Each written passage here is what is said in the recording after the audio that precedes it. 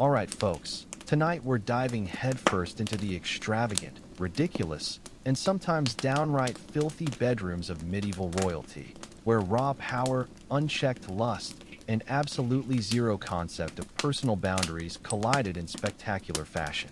Before you get too comfortable, hit that like button and subscribe if you genuinely enjoy this kind of historical deep dive. Drop a comment telling me where you're watching from and what time it is there. I always find it fascinating to see our global audience tuning in. Now dim those lights. Maybe turn on a fan for some ambient background noise, and let's settle in for tonight's wild journey together. Let's start with King John of England, also known as John Lackland, and unofficially as the worst dinner guest in British history. This guy's legacy? Signing the Magna Carta, losing half of France, and somehow still finding time to creep on every noble daughter in the kingdom. His reign from 1199 to 1216 was a masterclass in how not to govern. Politically disastrous, and personally even worse. John didn't just take lovers. He took them by force, kidnapping noble women and imprisoning them in royal castles for his entertainment, until they were either married off or conveniently forgotten. His signature move for breaking up powerful families? Seduce the wife, alienate the husband, then slap the guy with double taxes. Efficient, if nothing else. Contemporary chroniclers were so disturbed by John's behavior that even medieval scribes, people who routinely ignored witch burnings and public floggings, wrote things like he was not temperate with women and did not abstain from wives and daughters. That's medieval speak for he made every Christmas court gathering unbearably awkward. At one point, John reportedly kept 30 mistresses on official record. That's not romance. That's a human resources nightmare. Multiple nobles formally complained to the crown about John abusing their hospitality, a polite way of saying he slept with everyone including the serving staff and possibly the family livestock. His behavior was so egregious it nearly sparked rebellions, not over taxes or wars, but because half the barons were afraid to leave their wives unattended during royal visits. One baron refused to meet John unless his entire household was locked up first. That's 13th century diplomacy for you. And yet, in true royal fashion, John never saw the problem. He considered himself irresistible, despite zero evidence outside his own delusional letters. When you're king, narcissism comes standard. In the end, King John left behind a kingdom in shambles, a legacy of distrust, and likely several unacknowledged children nobody discussed at court. He was the kind of monarch who made people invent democracy just to keep him away from their families. Not the worst king in history, but definitely the one you'd never trust to babysit. Next up, Charles VI of France, nicknamed Charles the Mad. And no, that wasn't some drunken banquet joke. He earned it. Ruling from 1380 to 1422, he started out promising, young, handsome, capable. Then things went differently. He began forgetting who he was, attacking his own knights, and became convinced he was made of glass, literally demanding servants wrap him in blankets so he wouldn't shatter while walking. Not exactly the image of regal authority, but points for creative paranoia. Most kings suffering from glass delusions would avoid scandal, but not Charles. Somehow he managed to juggle a royal mistress, crippling mental illness, and a civil war simultaneously. His long-suffering wife Isabeau of Bavaria tried to maintain court decorum while Charles alternated between running naked from mirrors and refusing to bathe. Apparently water might dissolve him. Meanwhile, his mistress Odette de Champdivers was quietly moved into the palace as his comfort, medieval code for don't ask questions, just smile. Odette displayed saint-like patience, brushing his hair during glass-related panic attacks and helping him into padded clothing so he could sit safely. Nothing says royal romance like strapping your king into a human pillow fort. Charles wasn't just privately eccentric. His public spectacles were legendary. During the infamous Bal d'Ardents, Ball of the Burning Men, Charles and friends dressed as wild men in flammable costumes and danced with torches until someone dropped a flame and several burned alive. Charles survived, but any remaining dignity didn't. Despite everything, he fathered 12 children, presumably during lucid intervals, though records are unclear if he remembered their names. Naming a child not made of glass was probably discouraged. Charles VI didn't just rule France into ruin. He turned mental illness, royal scandal, and medieval pyrotechnic disasters into one tragicomic package. And somehow they still let him wear the crown. Now let's examine Peter of Castile, known as either Peter the Cruel or Peter the Just, depending on whether you were with him or buried because of him. Ruling from 1350 to 1369, his approach to romance blended royal charm with obsessive jealousy and the occasional politically inconvenient murder. His early love life wasn't exactly poetic. He became infatuated with noblewoman Maria de Padilla, possibly marrying her in secret, while simultaneously being married off for political alliances. Awkward. One such political wife, Blanche of Bourbon, got locked in a castle 3 days after the wedding because Peter decided Maria had better hair, or maybe he just hated Blanche's accent. Maria became Peter's lifelong obsession. Even through subsequent marriages, she remained his favorite. When she died, Peter allegedly wept for days, then retroactively declared her his legal wife to legitimize their 4 children. But Peter's passions weren't limited to questionable annulments. He loved violently, and I mean that literally. When Mistress Juana de Castro tried to leave him, she was later found in pieces, a fate shared by political enemies, cousins, and occasionally people who made eye contact at the wrong moment. Contemporary accounts describe Peter watching executions from his balcony while canoodling with mistresses, not charming rogue behavior, but full HBO villain territory. His idea of romantic gestures included surprise weddings, surprise divorces, and surprise stabbings. The Castilian court became a hotbed of scandal where gossip outpaced the wine flow. Peter was eventually killed by his own half-brother in an act of extreme family therapy, leaving behind a reputation as Europe's most aggressively unromantic romantic. If love is a battlefield, Peter brought siege weapons. Finally, we come to Edward II of England, ruled 1307 to 1327. Best remembered for 2 things: losing spectacularly to the Scots at Bannockburn, and showing more affection to his male favorites than to his actual queen. One of these was considered treasonous, the other just really awkward dinner conversation. His relationship with Piers Gaveston, childhood companion and rumored lover, became the stuff of legend. Piers wasn't just close to Edward, he was showered with estates, titles, and jewelry that clashed horribly with his outfits. At Edward's coronation, Piers outshone both the royal regalia and the queen. Bold choices when your survival depends on nobles not hating you. Spoiler, they hated him. Edward's wife, Isabella of France, daughter of Philip IV, remember that name, arrived with political expectations and a hefty dowry, neither of which included sharing the throne with her husband's probable boyfriend. When nobles demanded Piers' exile, Edward sulked, complied, then immediately brought him back, like a teenage breakup with castles and crossbows. Eventually the barons had enough and executed Piers, sending Edward into full royal meltdown mode. Mourning clothes, public weeping, the whole medieval soap opera.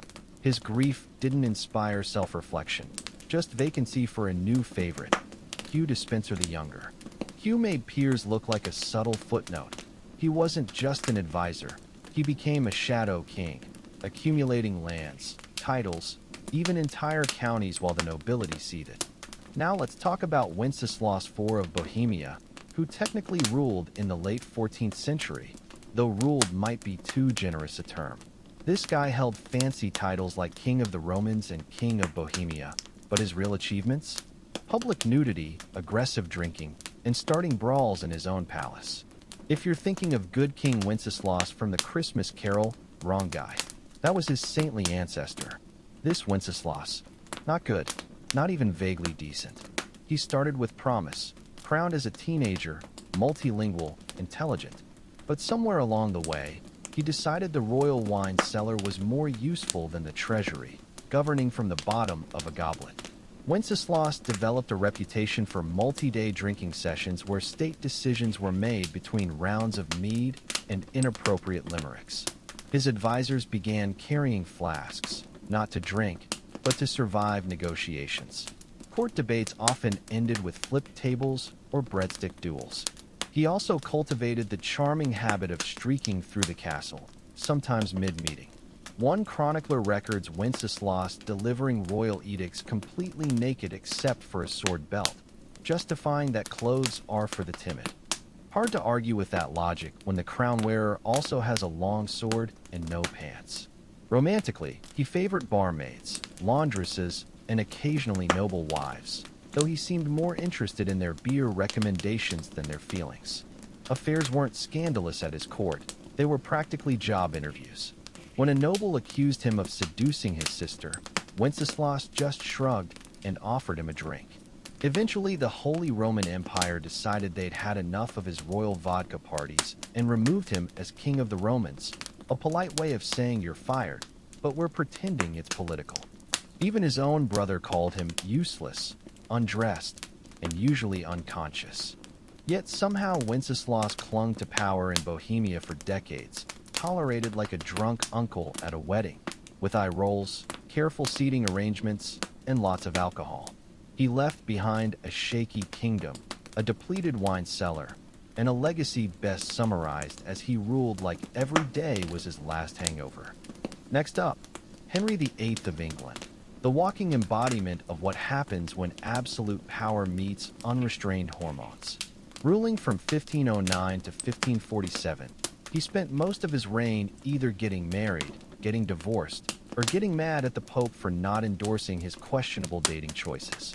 You've heard the rhyme: divorced, beheaded, died, divorced, beheaded, survived, but that barely scratches the surface of Henry's royal rom-com turned horror show. Let's start with Catherine of Aragon, wife number 1. After 20 years of marriage, Henry decided God was punishing him for not having a male heir. His solution? Not introspection, annulment, excommunication, and creating an entirely new church. He invented Anglicanism just to date someone else. That's not devotion. That's pettiness with a cathedral. Enter Anne Boleyn, wife number 2. Henry bombarded her with love letters full of passion, obsession, and terrible poetry. She gave him Elizabeth, future Gloriana, but no sons, leading to her arrest for adultery, witchcraft, and possibly giving side-eye at court. She lost her head. Henry moved on with the emotional depth of a potato. Jane Seymour, wife number 3, produced Prince Edward before dying in childbirth. Henry mourned deeply by waiting 11 whole days before scoping out wife number 4. Anne of Cleves was chosen based on a flattering portrait. In person, Henry called her a Flanders mare. That marriage lasted 6 months before ending in history's most expensive "it's not you, it's me." Catherine Howard, wife number 5, was much younger and considerably less discreet. Executed for adultery, though honestly, being married to gout-ridden, paranoid Henry probably justified it. Finally, Catherine Parr, wife number 6, who wisely outlived him by being literate, patient, and excellent at dodging heresy accusations. By death, Henry had bankrupted England, consumed half its livestock, and turned court into a soap opera where heads rolled more often than wedding bands. In short, Henry VIII loved hard, ruled harder, and left drama so legendary it's still being musicalized. Now meet Francis I of France, 1515 to 1547, Renaissance man, art patron, and walking HR violation.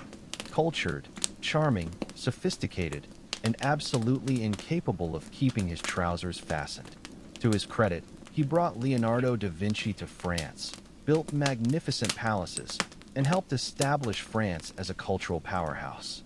But while painters painted and poets versed, Francis was busy seducing anything with a pulse and a title. His court became infamous as a state-funded dating app. He employed ladies of the bedchamber, a term that should have meant attendants, but really meant romantic shortlist. Entire political alliances crumbled because Francis couldn't resist betting ambassadors' wives. This wasn't discreet adultery. Francis was loud about it, once boasting to foreign dignitaries that French kings were expected to be excellent lovers. Noble sounding until you realize it came from a man who treated treaties and mistresses with equal commitment, meaning temporary. His most famous affair was with Françoise de Foix, a noblewoman who became his official mistress, witty, educated, and the only woman who could roast him publicly and survive. When replaced, because of course, and Episalou Dihali took over, a woman whose political influence matched only her ability to outlast competitors. Even enemies noticed. Holy Roman Emperor Charles V once said Francis was more dangerous in the bedroom than on the battlefield, probably meant as insult, but Francis likely took it as compliment. Amid affairs and banquets, Francis still ruled effectively, though his wars were expensive and his taste in women even more so. His reign was silk, scandal, and second-hand perfume. France's most seductive historical liability. Alfonso XI of Castile, 1311 to 1350, had one hobby besides ruling, publicly ignoring his wife in increasingly extravagant fashion. His politically strategic but unloved queen, Maria of Portugal, was noble, well-connected, and unfortunately not Alfonso's true love, Eleanor de Guzman, a Castilian noblewoman with 11 children and enough influence to basically run court herself. Unlike Maria, Eleanor didn't need a crown to feel important, just Alfonso's shameless obsession. Most kings had mistresses. Alfonso turned his into a shadow queen, building her palaces, granting lands, taking her everywhere while Maria sat alone at events like unwanted decor. Eleanor became politically active, negotiating treaties, commanding respect, producing heirs like it was her job, which, let's be honest, it was. Alfonso refused to pretend Maria mattered. He only spent one night with her, for diplomatic optics, before retreating to Eleanor's estate like a man allergic to marital duty. This infuriated Maria's father, the King of Portugal, so much it nearly caused war. Imagine your in-laws considering military retaliation over your mistress. But Alfonso didn't care. He paraded Eleanor around until the Black Death killed him in 1350. Maria finally had her revenge, imprisoning and executing Eleanor in a move historians call vengeful, but most would call extremely justified. Alfonso's reign may be remembered for military victories, but his true legacy was being medieval history's most publicly whipped monarch. Philip IV of France, 1285 to 1314, nicknamed the Fair for his looks, not personality, presented as pious and morally upright, while secretly running France like a tense reality show. His most infamous scandal? The Tour de Nesle affair, a medieval sex scandal so messy it could have been HBO scripted. It began when Philip's daughter Isabella, yes, the one who later overthrew Edward II, noticed her sisters-in-law being too friendly with knights, matching gifts, secret tower rendezvous. She told Philip, who launched an investigation with all the subtlety of a sledgehammer. Two princesses were convicted of adultery, publicly imprisoned for years, heads shaved, reputations destroyed. The involved knights were tortured, flayed, and publicly executed because nothing says moral leadership like turning family drama into medieval snuff films. Here's the hypocrisy. While Philip doled out brutal punishments, rumors swirled that he kept mistresses in Louvre's private rooms, some allegedly entertaining visiting dignitaries.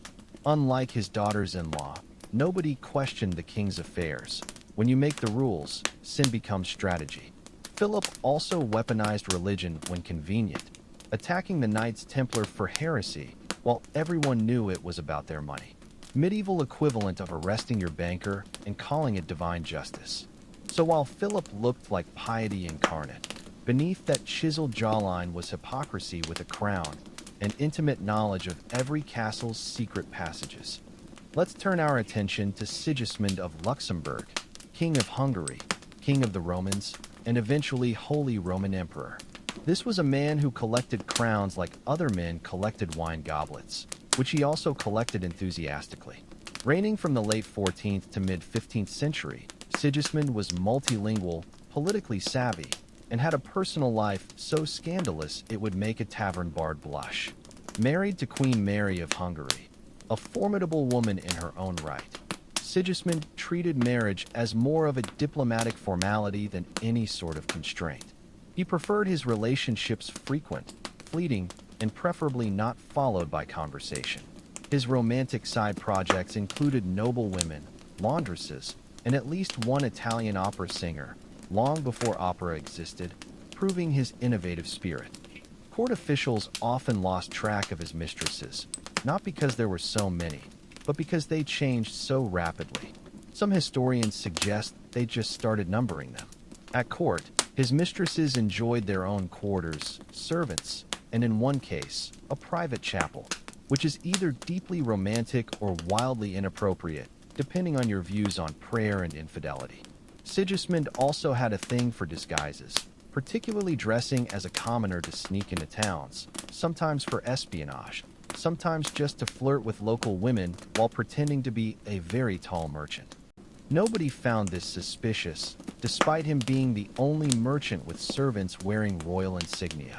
And yet, somehow, amid this endless romantic carousel, Sigismund ruled effectively for decades. He launched crusades, hosted the Council of Constance, and reformed imperial politics while maintaining affairs that would exhaust Casanova.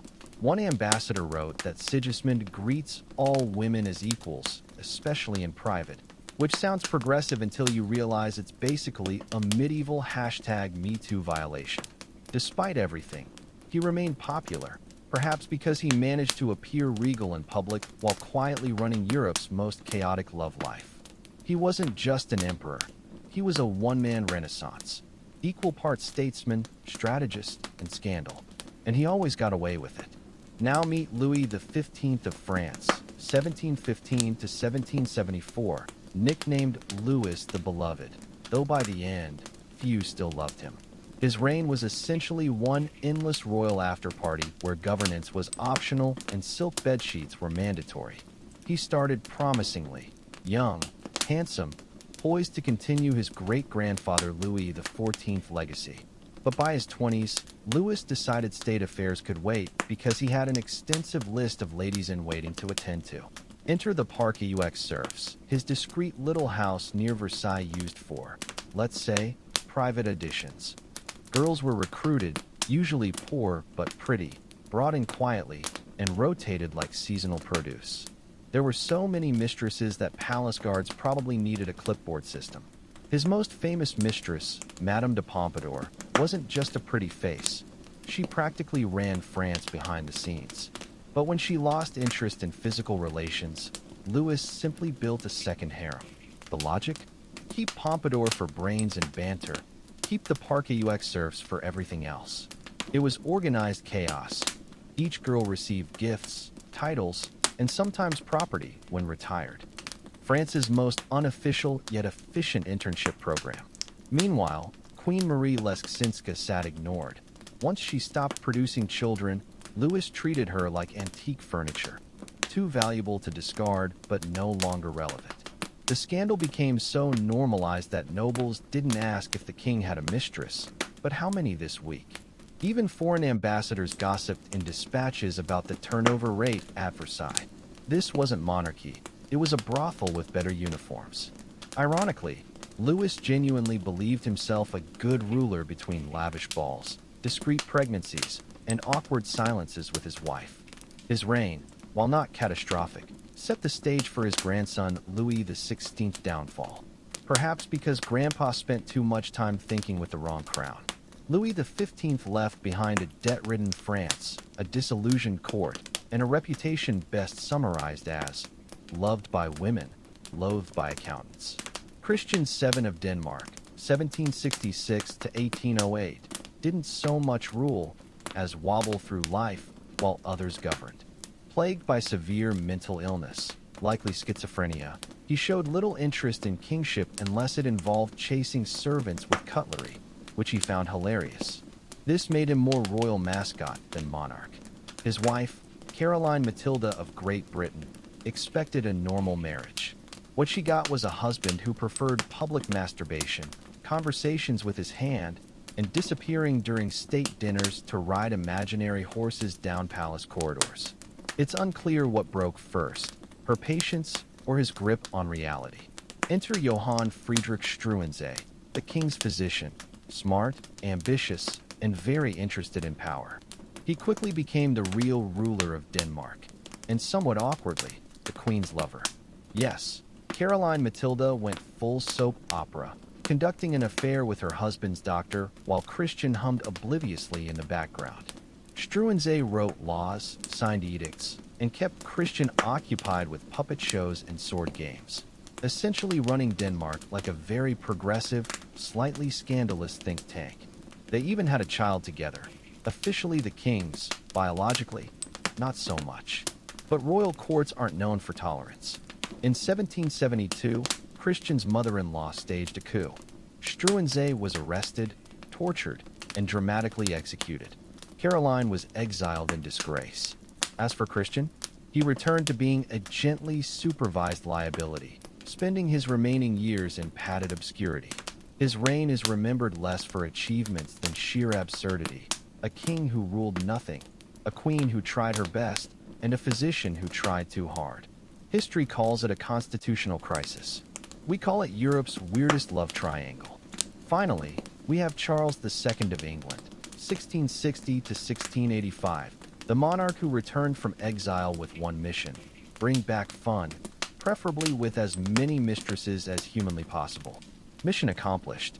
After surviving civil war, hiding in oak trees, and living in continental poverty, Charles returned to England and promptly decided the nation needed less Puritanism and more clothing-optional revelry. Parliament reluctantly agreed. Nicknamed the Merry Monarch, Charles maintained dozens of official mistresses, and those are just the documented ones. His most famous was Nell Gwyn, a sharp-tongued actress who proudly called herself the Protestant whore to distinguish herself from Catholic rivals.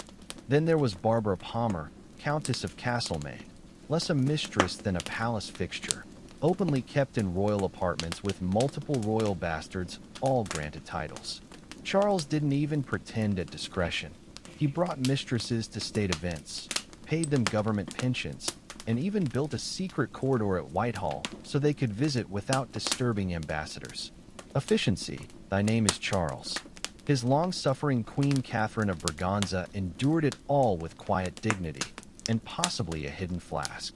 When their marriage produced no heirs, Charles reportedly said, "She couldn't bear children, but she never gave me trouble," which is both a compliment and a glaring red flag. He fathered at least 14 illegitimate children, acknowledging most, hosting elaborate birthday parties while the legitimate line remained barren, as if karma had a sense of humor. Despite the scandals, Charles remained popular. He reopened theaters, legalized entertainment, and restored monarchy with wigs, eyeliner, and flair. When he died, his final words were allegedly, "Let not poor Nellie starve, not God save England, or tell my brother to rule wisely." Just a request to feed his mistress. That sums up Charles II, a king who governed like he was hosting history's most extravagant bachelor party finale. Let's examine Eric XIV of Sweden, 1560 to 1568, whose brief but explosive reign left behind a legacy of paranoia, poetry, and catastrophically bad dating decisions. This tall, handsome, astronomy-loving monarch might have written you a love sonnet one moment and explained planetary orbits over dinner the next, the Renaissance equivalent of a hot nerd king. But his obsession with astrology meant he rarely made decisions without consulting the stars first. Unfortunately, the stars never told him to chill. Eric's romantic pursuits were problematic. He developed an intense fixation on Queen Elizabeth I of England, proposing marriage multiple times despite her repeated rejections. First polite, then firm, then through stony silence. Undeterred, he sent portraits of himself as gifts, the 16th century equivalent of sliding into someone's DMs with shirtless selfies and a marriage contract. After being thoroughly ghosted by the Virgin Queen, Eric lowered his standards, but not his intensity, falling for Karen Mansdottir, a commoner and jailer's daughter. This scandalized the nobility, which only made Eric double down. He married her, crowned her queen, then spent the next year having emotional breakdowns, imprisoning nobles, and stabbing people who looked at her wrong. His most infamous moment? The Sturm murders, a dinner party that ended with Eric personally killing a noble with a knife while screaming incoherently, making courtiers question whether astrology had finally broken his mind. By this point, he was hearing voices, hiding from invisible enemies, and occasionally disguising himself to spy on his own council. The nobility staged an intervention, which in royal terms means they locked him in a castle and handed the crown to his brother. Eric spent his remaining years imprisoned, writing bizarre love poetry to Karen and ranting about conspiracies, probably regretting that ill-advised dinner party stabbing. Sweden learned 3 lessons from Eric's reign. Always check guests for hidden weapons, avoid kings who write their own horoscopes, and maybe don't crown the guy who insists the moon is whispering about betrayal. Now let's discuss Ferdinand I of Naples, mid-15th century, a ruler who blended charm, brutality, and a hobby that would make most people cancel dinner plans immediately. Outwardly cultured and efficient, he stabilized his kingdom, balanced budgets, and crushed rebellions with terrifying speed. But his leadership style leaned heavily into friendly dictator with a side of psychological warfare. Case in point, his approach to enemies. Most kings exiled traitors. Some imprisoned them. Ferdinand? He preferred to stuff them. Yes, human taxidermy. After executing rebellious nobles, he had them embalmed and displayed in a private museum beneath his castle called the Black Room, giving guided tours to foreign dignitaries and potential traitors alike. Nothing says behave yourself like showing guests your haul of preserved political mistakes. He reportedly enjoyed describing each corpse by name, crime, and facial expression. Some posed mid-scream, others with plaques. One visitor fainted. Ferdinand found this hilarious.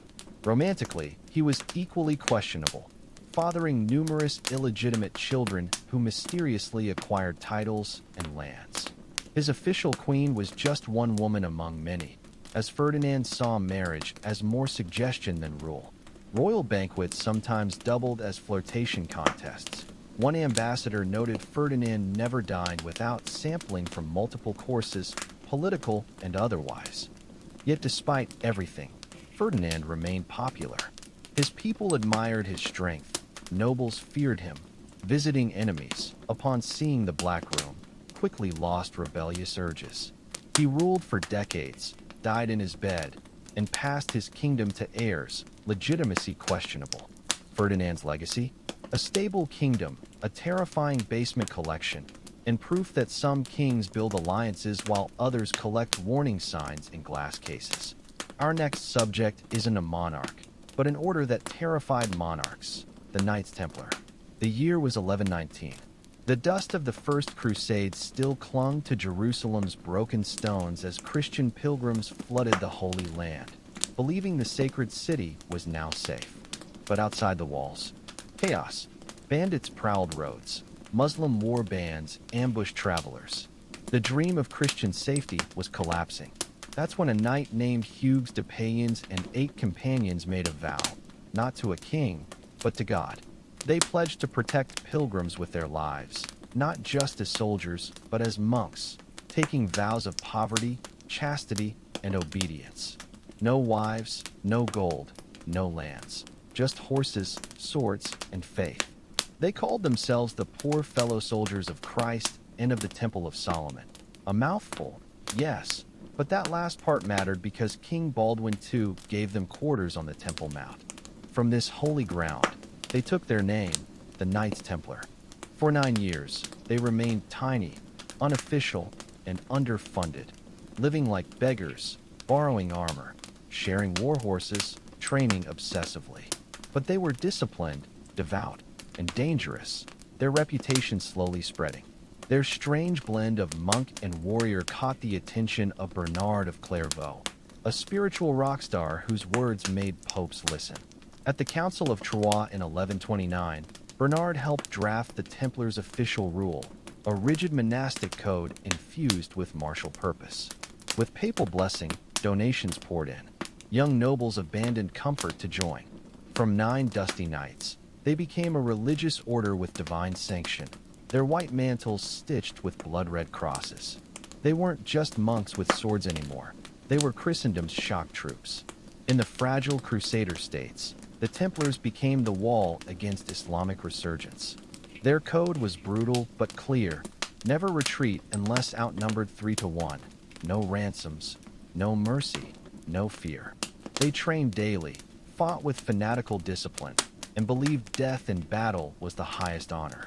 While most knights fought for plunder, the Templars fought with terrifying righteousness, God's fury on horseback. During the Second Crusade, they proved their worth as disorganized lords bickered while Templar discipline carved through enemy lines. Muslim commanders began identifying them first in battle reports, those white-mantled devils with the Red Cross. They didn't just fight, they fortified. Across the Holy Land, Templars built an iron web of castles, Safed, Tortosa, the mighty Croc de Chevaliers.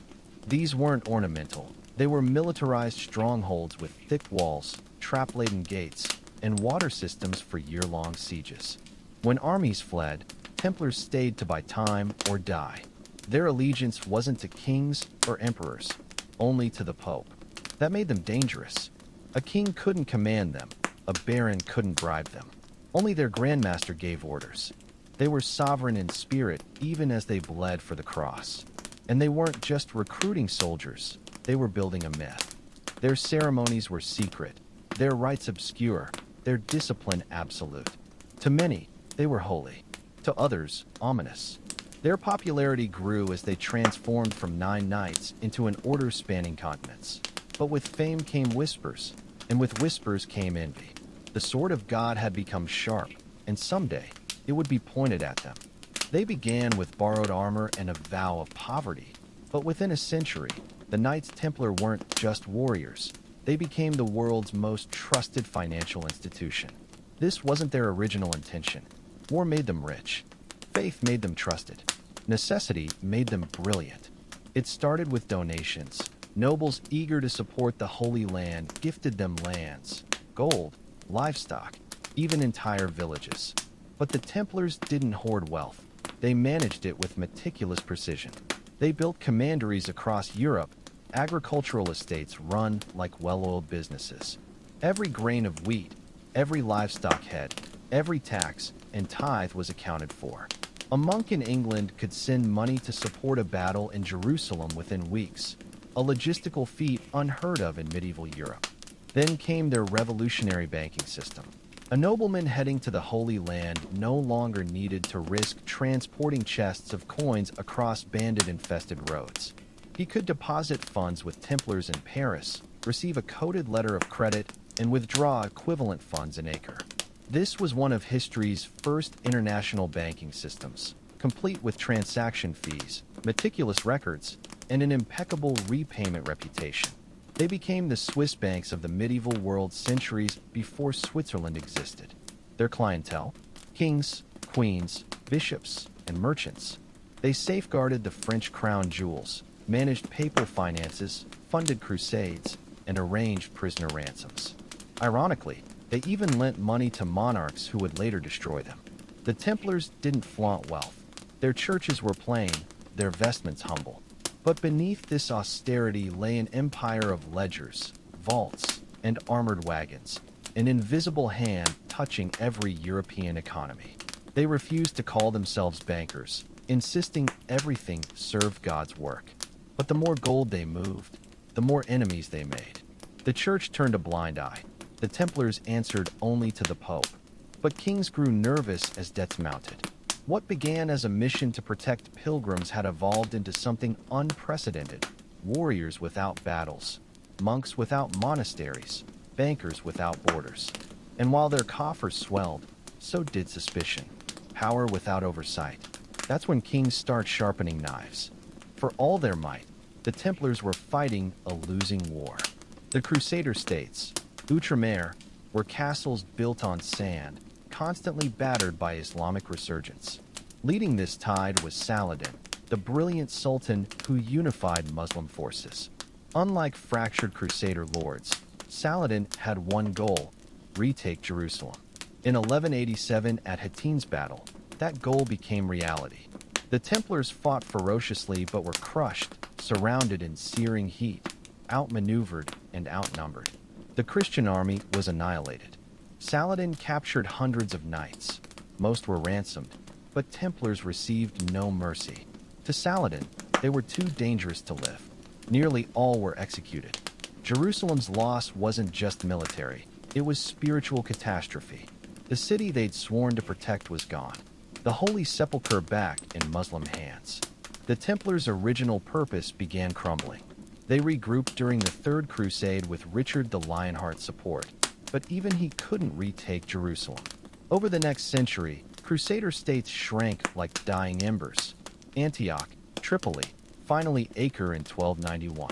The last Templar stronghold fell. Retreating to Cyprus, they tried maintaining relevance, but something had shifted. They were still warriors, but with no holy land to defend. What were they fighting for? Their castles stood empty. Legends grew dusty. Discipline, once their hallmark, began fading.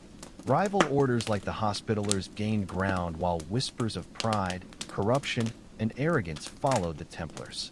Some said they'd grown too rich, too secretive. Others claimed they hoarded dangerous relics. The East had shaped them, forged them, broken them. Now without it, they drifted, a sword without war, a brotherhood without crusade. In this vacuum, powerful enemies watched. By the 14th century's dawn, the Templars remained rich, feared, and powerful, but for the first time, irrelevant. The Holy Land was lost. No new crusades came. They'd become a military order without war, a religious order without mission, a financial powerhouse answering to no king. And that made them targets. No one eyed them with more greed than Francis Philip IV, the fair in looks only. Deep in debt from wars with England and Flanders, Philip owed the Templars massive sums. But he hated being indebted, especially to men he couldn't control. Worse, Templars were politically independent, answering only to the Pope, holding French lands tax-free, maintaining their own armies and courts. To Philip, they were a state within his state, untouchable and unbearably rich. So he plotted.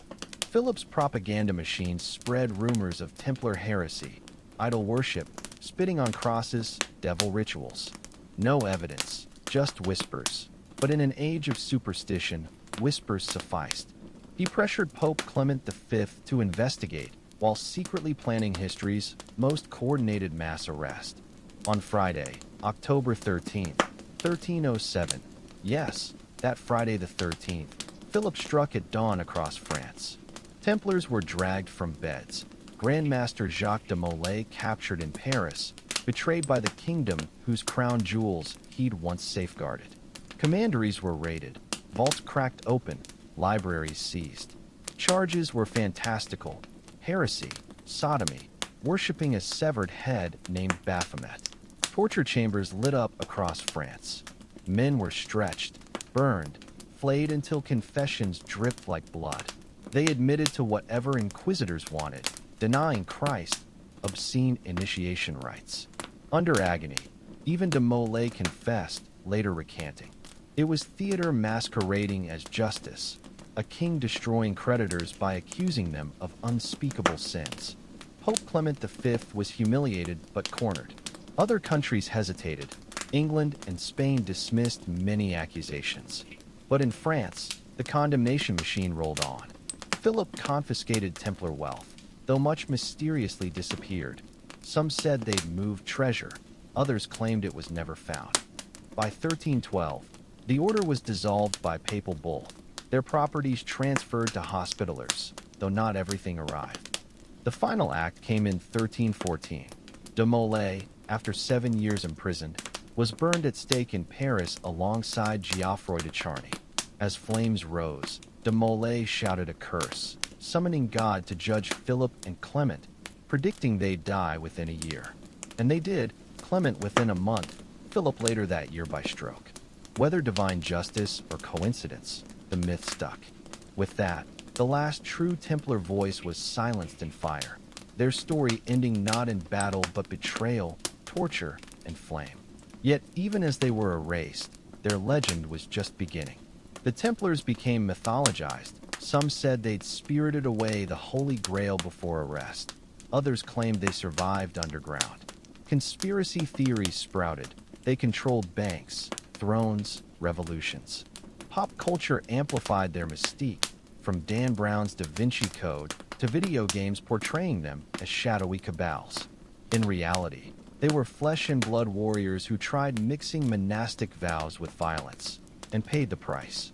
But myths endure because they offer what history often can't: mystery, meaning, answers.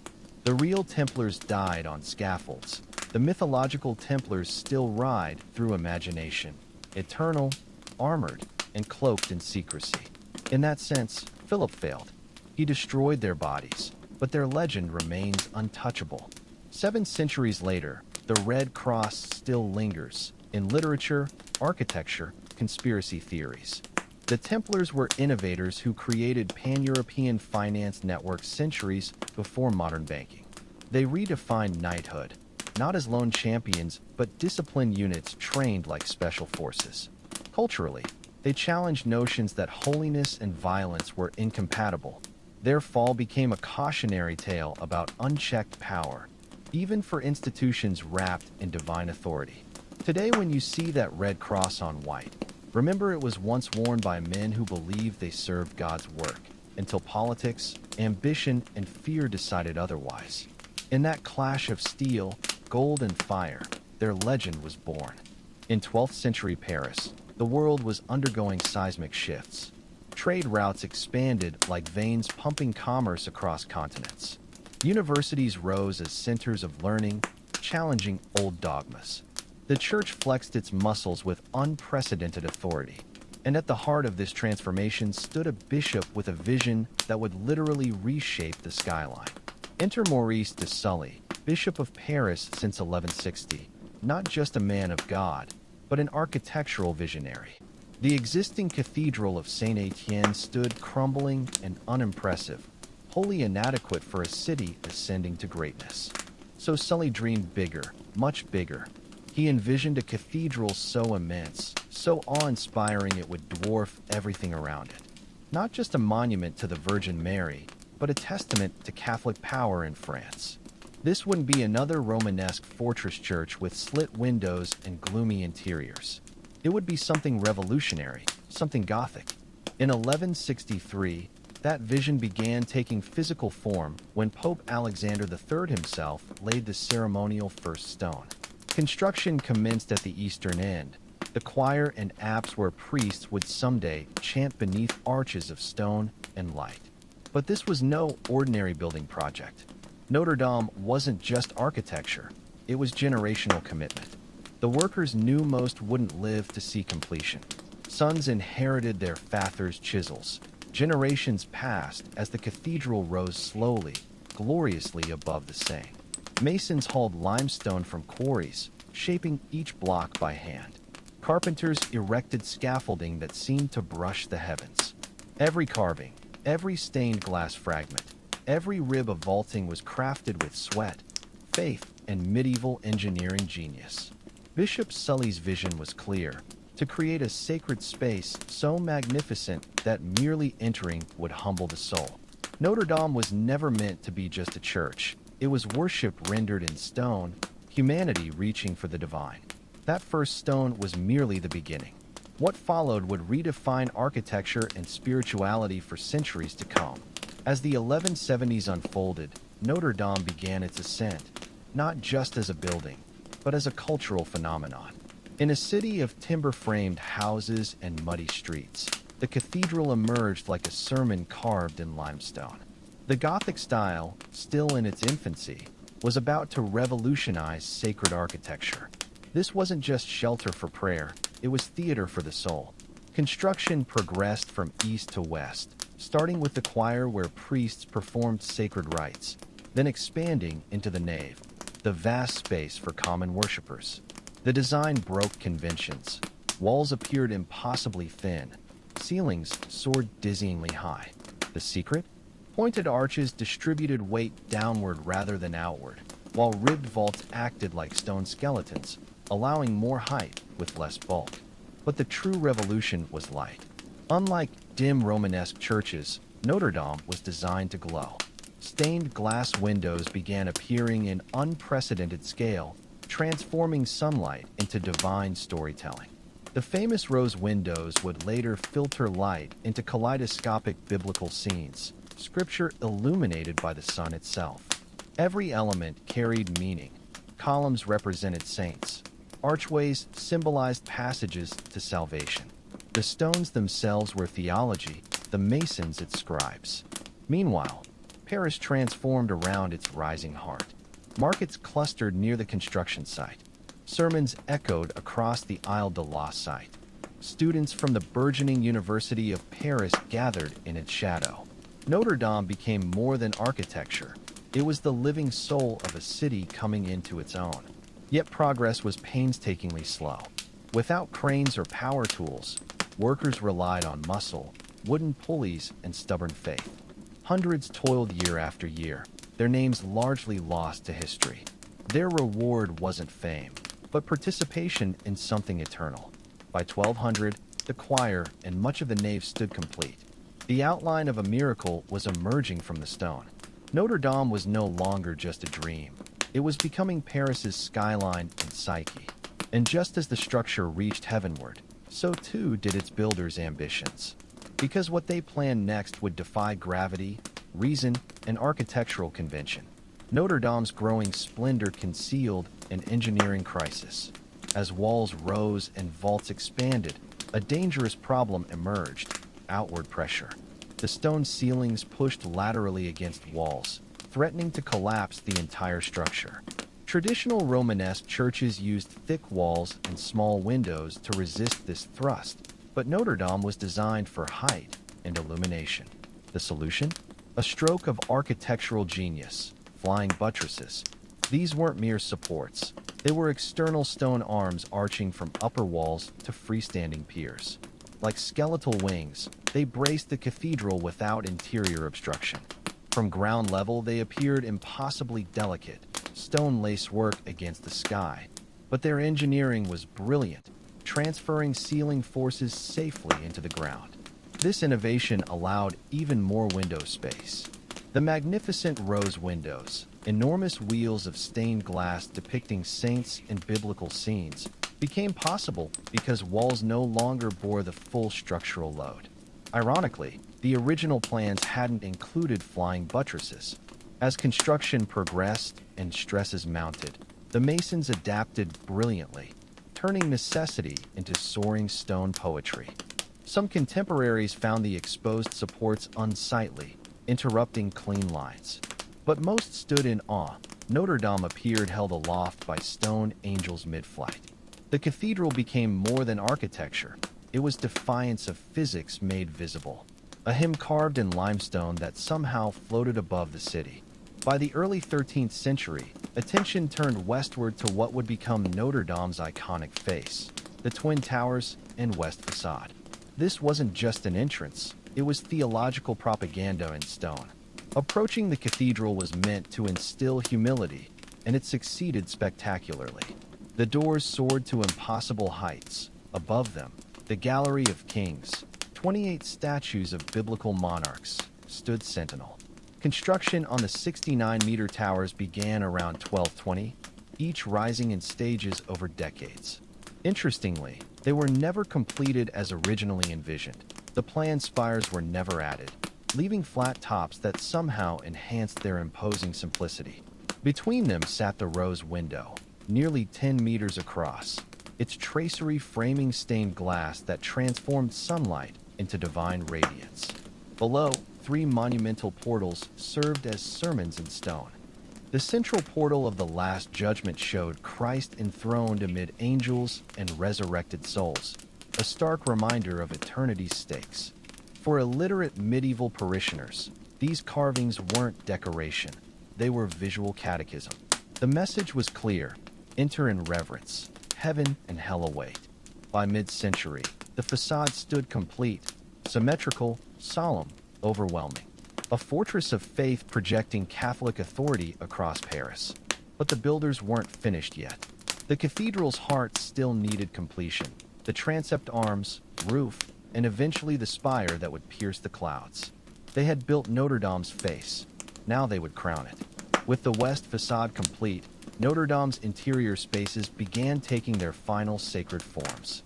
The transept, the cross-shaped layout's arms, received particular attention under architects Jean de Chelles and Pierre de Montreuil.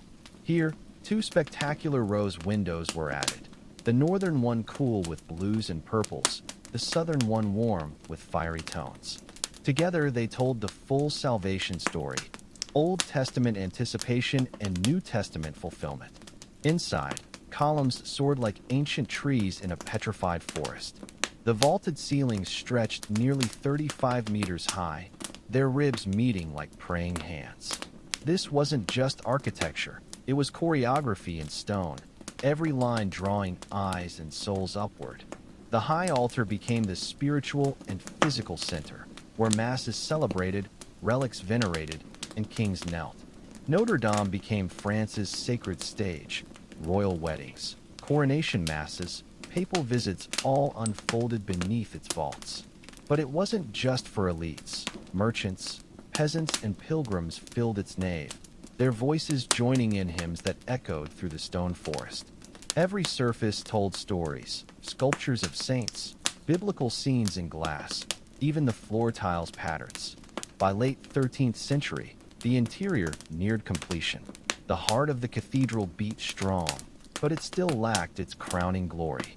The original spire had been modest, but the new vision was audacious. A 96-meter wooden spire sheathed in lead, rising from the transept crossing like a finger pointing to heaven. Constructed from oak and clad in lead, this spire wasn't just decoration.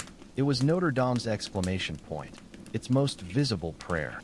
Master carpenters and metalsmiths worked for years, hoisting beams by human-powered cranes. The structure had to be light, yet withstand Parisian winds. When finished, it pierced the sky like a sword raised in devotion. Beneath it, stone demons came to life, the famous gargoyles. These grotesques weren't just decorative. Many served as waterspouts, diverting rain from masonry. Others were symbolic, guardians warding off evil or reminding sinners of hell's torments. Dozens of chimera statues perched on high parapets, their stone eyes forever scanning the horizon. The chapels were completed, choir stalls carved, relics enshrined. By 1345, nearly 2 centuries after the first stone, Notre-Dame was complete. But complete was misleading. Like all great cathedrals, it would evolve across centuries through restorations, additions, and reinventions. The Gothic age had crafted its masterpiece, a symphony in stone that would endure fires, revolutions, and the passage of time itself. By the mid-14th century, Notre-Dame had already transformed Paris' skyline, but its true impact extended far beyond architecture. This wasn't just a cathedral. It became the beating heart of French religious, political, and cultural life for centuries to come. Its stones bore witness to history's grandest moments and darkest hours, standing resilient through revolutions, wars, and the relentless passage of time. As the Hundred Years' War raged in the 14th and 15th centuries, Notre-Dame became both sanctuary and symbol. When English forces threatened Paris, its bells rang warnings across the Seine. During brief periods of peace, coronation processions wound through its nave. The cathedral's very existence became a statement of French identity, a physical rebuttal to foreign invaders. Kings came to pray before battles. Victorious armies returned to give thanks beneath its soaring vaults. The Renaissance brought new artistic flourishes. In the 17th century, Louis XIII fulfilled a vow by adding the magnificent Maitrise choir screen. His son Louis XIV donated new high altar sculptures, though his architects also committed near sacrilege by proposing to modernize the Gothic structure with classical elements. Fortunately, cooler heads prevailed, preserving the medieval essence. But changing tastes weren't kind to Gothic architecture. By the 18th century, Notre-Dame's pointed arches and flying buttresses seemed outdated compared to fashionable Baroque splendor. Worse, time had taken its toll. Centuries of weather, pollution, and makeshift repairs left the cathedral grimy and neglected. The once vibrant stained glass had been replaced with clear panes. Many sculptures were damaged or missing. Then came the French Revolution, Notre-Dame's darkest hour. In 1793, revolutionaries stormed the cathedral, decapitating statues of biblical kings they mistakenly believed represented French monarchs. The great bells were melted down for cannon metal. Precious relics were looted or destroyed. The building itself was deconsecrated and repurposed as a temple of reason for secular festivals. At one point, it even served as a wine warehouse. The nave's sacred echoes replaced by the clinking of bottles. The spire, damaged beyond repair, was dismantled. Gargoyles crumbled from their perches. Rainwater leaked through the neglected vaulting. It seemed Paris' heart had stopped beating. But like France itself, Notre Dame would rise again. When Napoleon seized power, he recognized the cathedral's symbolic value for his 1804 coronation as emperor. The hurried cleanup couldn't mask the damage, but it marked the beginning of revival. Enter Victor Hugo, the literary savior Notre Dame desperately needed. His 1831 novel Notre Dame de Paris, known in English as The Hunchback of Notre Dame, wasn't just a Gothic romance. It was a clarion call for preservation. Through Quasimodo's love for the cathedral, Hugo made Parisians see past the grime to the masterpiece beneath. The public outcry worked. In 1844, King Louis-Philippe launched a massive restoration under architects Eugene Viollet-le-Duc and Jean-Baptiste Lassus. Viollet-le-Duc became Notre Dame's second creator. Over 25 years, he didn't just repair damage. He reimagined the cathedral's medieval splendor. The destroyed Gallery of Kings was recreated. Stained glass returned to the rose windows. His most controversial addition? A new spire, taller and more ornate than the original, crowned with statues of the 12 apostles. Purists grumbled, but the spire became an instant Parisian icon. The restored Notre Dame entered its golden age. Its bells rang for liberation in 1944. Its nave hosted memorials after 2 world wars. The 20th century saw it become both active church and global landmark, hosting over 13 million visitors annually while maintaining daily masses. The organ's 8,000 pipes still thundered. The rose windows still transformed sunlight into celestial visions. Then came April 15, 2019. As flames engulfed the roof, the world watched in collective horror. The forest, the cathedral's ancient wooden latticework, burned like tinder. The spire that had stood since Viollet-le-Duc's time collapsed in a shower of sparks. For hours, it seemed Notre Dame itself might perish. But the stones held. The tower stood firm. Firefighters saved the rose windows and most relics. And as embers cooled, pledges poured in from across the globe. Over 1 billion euros raised for restoration. French President Emmanuel Macron vowed to rebuild within 5 years, though experts cautioned true restoration would take longer. The fire revealed surprises. Sections of the original 13th century structure hidden beneath later additions. Lead seals placed by medieval masons. Even an unknown attic space containing iron staples that may rewrite theories about Gothic engineering. Notre Dame, it seemed, still held secrets. As reconstruction began, debates flared. Should the spire be rebuilt exactly as before, or reimagined for the 21st century? Should modern materials supplement traditional techniques? These questions mirrored larger tensions between preservation and progress, between Notre Dame as monument and as living church. Through all this, the cathedral endured, not as a relic, but as a resilient symbol. Its stones had survived plagues, revolutions, and wars. They would survive this, because Notre Dame was never just stone and glass. It was an idea, a testament to human aspiration and divine grace, a bridge between earth and heaven that, no matter how damaged, could never truly be broken. And so the work continues, craftsmen carving new gargoyles, glaziers restoring stained glass, stonemasons shaping replacement blocks. The oak trees for the new spire's frame were selected from France's oldest forests, continuing an unbroken chain of craftsmanship stretching back to the 12th century. When completed, the restored Notre Dame will stand not as a perfect replica, but as a palimpsest, layers of history visible in its stones, its scars, and its survival. Because cathedrals, like faith itself, are never truly finished. They evolve across centuries, bearing witness to each generation's triumphs and failures. Notre Dame has been building, burning, and rebuilding for 850 years. Its story isn't over. The fire was merely another chapter, not the end. And when the last scaffold comes down and the doors reopen, visitors will once more stand beneath those soaring vaults, bathed in kaleidoscopic light from the rose windows. The stones will whisper their stories of kings and revolutionaries, of masons and firefighters, of all who loved this impossible dream made real.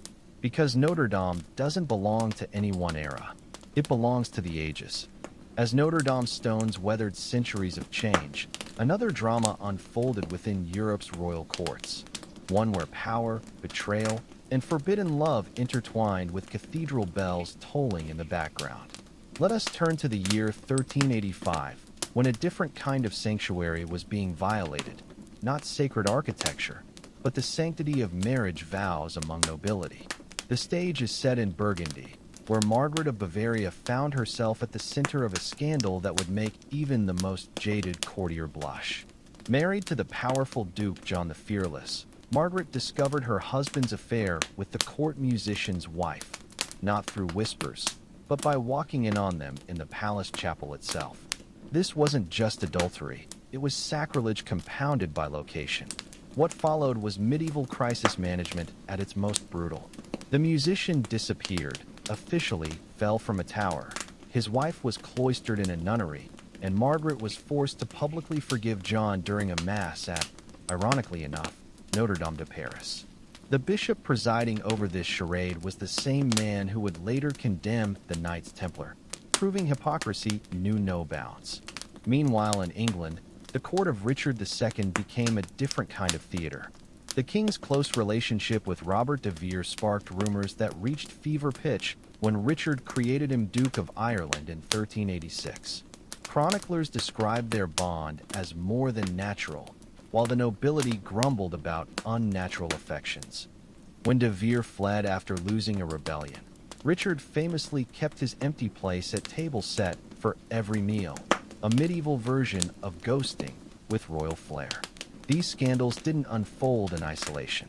The very cathedrals that condemned such behavior often became backdrops for royal transgressions. At Reims Cathedral, where French kings were crowned, Charles VI's mistress Odette de Champdivers was quietly smuggled into coronation ceremonies disguised as a lady-in-waiting. The same bishops who preached morality turned blind eyes to royal boxes where hands wandered under cover of liturgical chanting. Perhaps most brazen was the 1392 affair between Louis d'Orleans and Valentina Visconti, conducted almost openly in Sainte-Chapelle's upper gallery. Their private meetings became so notorious that the chapel's stained glass, depicting biblical scenes of chastity, developed a reputation for irony. When challenged, Louis famously quipped, "The light through colored glass hides all sins," a phrase that became code for aristocratic indiscretions. These stories reveal a stark truth. While Notre Dame and other great churches stood as monuments to divine order, their shadows harbored very human chaos. The same flying buttresses that supported sacred architecture also sheltered clandestine rendezvous. Gargoyles meant to ward off evil spirits became lookout posts for lovers. Even the confessional boxes that heard commoners' sins kept royal secrets locked tight. By the 15th century, the church's attempts to police morality collapsed under royal pressure. When Philip the Good of Burgundy wanted to legitimize his bastard children, he didn't seek papal approval. He commissioned a new chapel at Dijon with enough side altars to honor every mistress. The message was clear: sacred spaces could be repurposed for personal agendas. This tension between piety and passion reached its peak with the 1486 scandal of Charles VIII and of Brittany.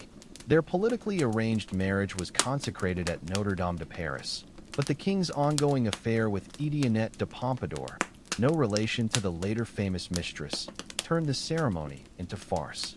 Witnesses reported the royal couple took communion while Étienne watched from the choir loft, a living tableau of medieval double standards. These stories, preserved in court records and chronicles, show how Europe's great cathedrals bore silent witness to royal misbehavior. The stones of Notre-Dame could testify to more broken vows than any jilted lover. Yet somehow, these same scandals reinforced the Church's power. For where else could one seek absolution after such sins? The cathedrals endured, as did the human dramas they sheltered, in an endless cycle of transgression and redemption. The year was 1491, and within the gilded halls of the Château d'Amboise, a scandal was brewing that would make even the most jaded courtiers clutch their rosaries in shock. King Charles VIII of France, barely 21 and already notorious for his wandering eye, had taken his latest mistress to bed, but this time, the woman in question was no ordinary court beauty. She was Marguerite de Bourbon, the wife of his own cousin, the Duke of Bourbon. The affair was reckless even by royal standards. Marguerite was not just married. She was a high-ranking noblewoman, and worse, the Duke was one of Charles's most powerful allies. But the king, never one for subtlety, flaunted the liaison openly, even having Marguerite's rooms moved adjacent to his own. When the Duke protested, Charles dismissed him with a wave of his hand, declaring, "A king's desires are beyond the reproach of men." The Church, of course, was less forgiving. The Archbishop of Lyon publicly condemned the king's behavior, threatening excommunication. But Charles, ever the pragmatist, simply diverted funds meant for cathedral repairs into the archbishop's coffers, a bribe thinly veiled as a donation to the faith. The archbishop, suddenly more concerned with rebuilding his crumbling diocese than the king's sins, dropped the matter. Yet the real drama unfolded not in the bedchamber, but in the royal chapel. It was there, during Mass, that the Duke of Bourbon finally snapped. Witnesses claimed he stood abruptly during the consecration, strode to the altar, and slammed his sword down upon it. A sacrilegious act that sent priests scattering. "If God will not judge this betrayal," he roared, "then I shall." The fallout was spectacular. The Duke was banished. Marguerite was sent to a convent, where, according to gossip, she continued receiving private visits from the king, and Charles, ever the master of deflection, announced a grand pilgrimage to Notre-Dame de Paris to atone for his sins. The spectacle was rich with irony. The king, fresh from scandal, kneeling in penitence beneath the same stained glass saints who had witnessed his indiscretions. But Charles was far from the only monarch to treat cathedrals as stages for personal drama. In England, Henry VIII's infamous divorce from Catherine of Aragon played out against the backdrop of Westminster Abbey, where he once forced her to attend Mass while his new lover and Boleyn sat conspicuously in the Queen's traditional seat. The message was clear. Even God's house was not immune to royal whims. Back in France, the Valois kings turned sacrilege into sport. Francis I, that great patron of the arts and even greater patron of mistresses, famously held a banquet in Chartres Cathedral, complete with dancing atop the altar. When shocked clergy protested, Francis shrugged. The Lord dined with sinners, did he not? Perhaps the most brazen act of all came from Louis XIV, the Sun King himself. His affair with Madame de Montespan was already scandalous, but when she demanded proof of his devotion, Louis went a step further. He had their love letters sealed inside the foundation stone of Les Invalides Chapel. "Let God himself bear witness to my passion," he reportedly declared. And so the pattern repeated, century after century. The very cathedrals meant to inspire piety became backdrops for royal misbehavior. Notre Dame's nave hosted coronations and illicit trysts alike. Westminster Abbey's cloisters sheltered whispered plots and secret rendezvous. The Church, for all its moralizing, proved powerless against the whims of kings, or worse, complicit. For every bishop who thundered against sin, there was another willing to look the other way for a hefty donation. And for every monarch who knelt in penance, there were a dozen more who saw cathedrals not as houses of worship, but as magnificent stages for their own dramas, where the lines between sacred and profane blurred into irrelevance. In the end, the stones of Notre-Dame bore silent witness to it all: the whispered vows, the broken oaths, the scandals hushed up with gold. The cathedral stood, as it always had, not just as a monument to God, but to the frailty of men who believed themselves above divine judgment. The year was 1523 when the stones of Notre-Dame witnessed a spectacle that would redefine sacrilege.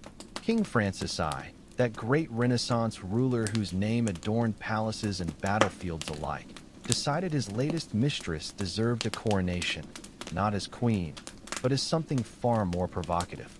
The woman in question was Françoise de Foix, Countess of Chateaubriand, who had already scandalized Paris by appearing at Mass wearing rubies arranged in the unmistakable shape of the royal fleur-de-lis. But Francis wanted more. On a crisp December morning, he staged an elaborate ceremony in Notre-Dame's north transept where de Foix was crowned Queen of Hearts with a diadem of pearls and diamonds. The archbishop protested, until Francis casually mentioned the archdiocese's substantial debts to the crown. What followed was a blasphemous parody of sacred rites. De Foix seated on a velvet-draped throne where relics were normally displayed, courtiers kissing her ring instead of holy relics, and worst of all, the singing of bawdy troubadour songs set to Gregorian chant melodies. "This isn't sacrilege," Francis declared with a smirk as he pinned the diadem on his lover's head. "It's art." The event marked a turning point. The moment Europe's monarchs stopped pretending their affairs were discreet sins and began flaunting them as performance art. Across the channel, Henry VIII took notes. When and Boleyn demanded proof of his devotion in 1532, he staged an astonishing spectacle at Westminster Abbey. During Easter Mass, with Queen Catherine forcibly seated in a side chapel, Henry had and processed down the nave under a canopy of state, a privilege reserved exclusively for crowned monarchs. The abbot's protests were drowned out by the royal choir singing "The Holly and the Ivy," with rewritten lyrics praising Anne's fair white hands. When the outraged Spanish ambassador reported the scandal to Emperor Charles V, he could only sputter that Henry had turned God's house into a brothel with better acoustics. But no one mastered sacred profanity like the Medici popes. In 1518, Leo X, born Giovanni de' Medici, hosted a banquet in St. Peter's Basilica where servers dressed as cardinals carried platters of roasted peacock shaped like the papal tiara. The piece de resistance? A sugar sculpture of the Last Supper with Leo himself portrayed as Christ.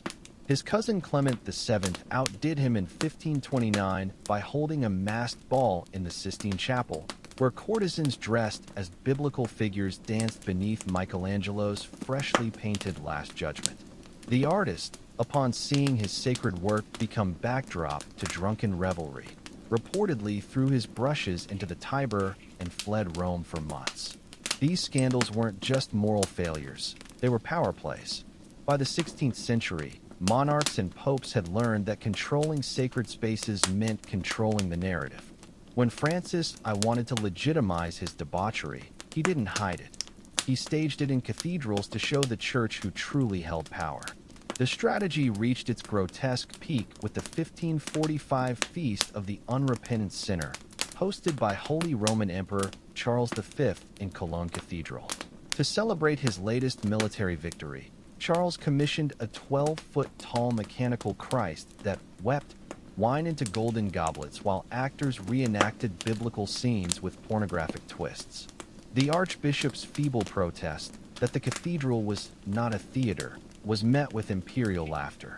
"All the world's a stage," Charles retorted, "and God has given me the best box seats." By century's end, the message was clear. Sacred architecture had become the ultimate prop in royal theater. The same flying buttresses that once lifted eyes toward heaven now framed earthly decadence. Gargoyles meant to ward off evil instead leered at courtly indiscretions. And the great rose windows, designed to filter divine light, now cast their glow on spectacles that would make Sodom blush. Yet through it all, the cathedrals endured. Their stones absorbed the laughter, the music, the whispered assignations, and the occasional genuine prayer.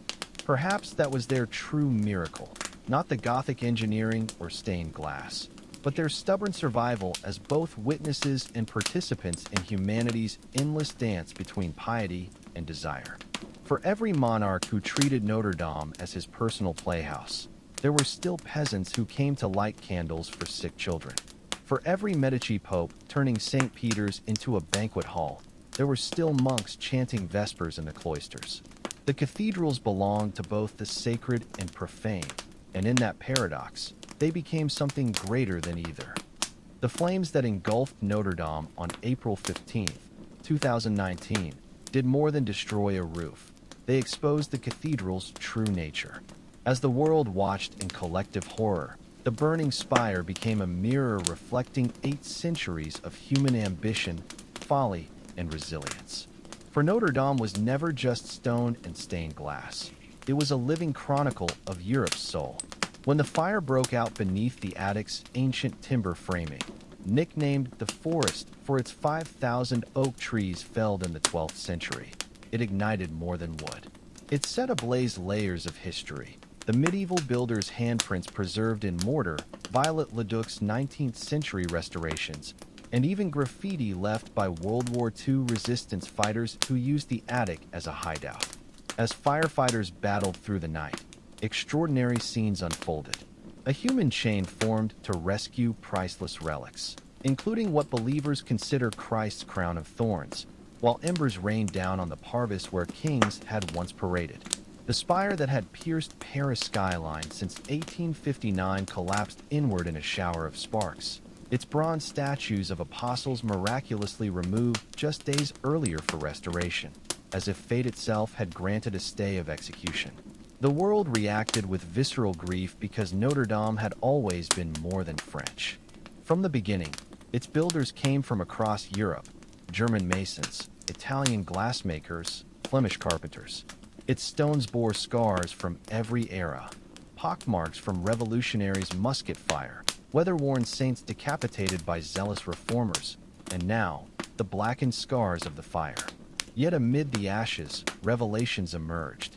The collapse exposed long-hidden construction details, medieval iron staples binding the stone, 800-year-old tool marks on surviving vaults. Restorers discovered the original 13th century lead seals placed by builders, their fingerprints still visible in the metal. Most poignant was the survival of the great rose windows, their 13th century glass warped but intact, still filtering light through biblical stories as they had for Joan of Arc, Napoleon, and Victor Hugo. The fire also reignited old debates. Should the spire be rebuilt exactly as Viollet-le-Duc designed it? Or should 21st century architects leave their mark?